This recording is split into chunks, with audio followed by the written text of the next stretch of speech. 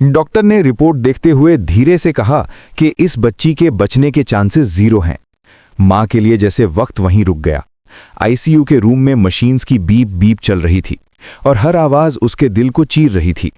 बेटी बेड पर बेजान सी पड़ी थी, आंखें बंद, चेहरा फीका सा, सांस मुश्किल।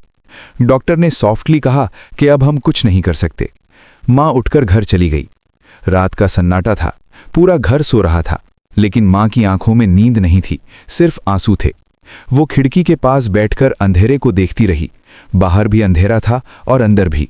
न उसके पास पैसा था, न पावर, न कोई सिफारिश।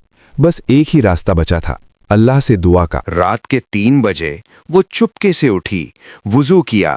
ठंडे पानी के कतरे चेहरे पर बहते रहे, जैसे दर्द धुल रहा हो। एक छोटा सा मुसल्ला बिछाया। घर में खामोशी थी और एक मां का टूटा हुआ दिल था। जैसे ही वो सजदे में गईं, आंसू मुसल्ले पर गिरने लगे। उसने दुआ के लिए हाथ उठाया और कांपते हुए कहा, या अल्लाह, अगर मेरी बेटी की जिंदगी लिखी है तो उसे मुझे दे दे। लफ्ज कम थे, लेकिन दर्द बेपनाह था। फिर कुछ दिन बीते। एक दिन हॉस्पिटल से फोन आया और डॉक्टर ने कहा कि हम समझ नहीं पाए, लेकिन रात से उसकी कंडीशन इंप्रूव हो रही है। मां के आंख में आंसू आ गए। वो तुरंत हॉस्पिटल की तरफ भागी। हॉस्पिटल में डॉक्टर ने कहा कि अब वो खतरे से बाहर है। मां रोने लगी अपने रब की रहमत देख के। मां की हर रोज तहज्जुद में रो रो के की गई दुआ काम आई और बेटी की जान बच गई। दोस्तों, अल्लाह की रहमत का दरवाज़ा हमेशा खुला है। आपको पता है नबी सल्लल्लाहु अलैहि वसल्लम ने फरमाया तहज्जुद की नमाज में बीमारियों का इलाज है। सही हदीस। हर किस्म की बीमारी।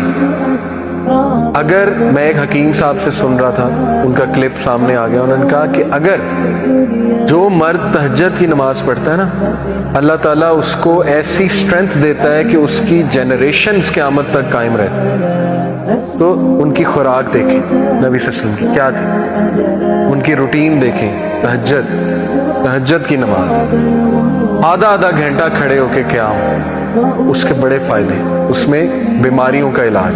ठीक है।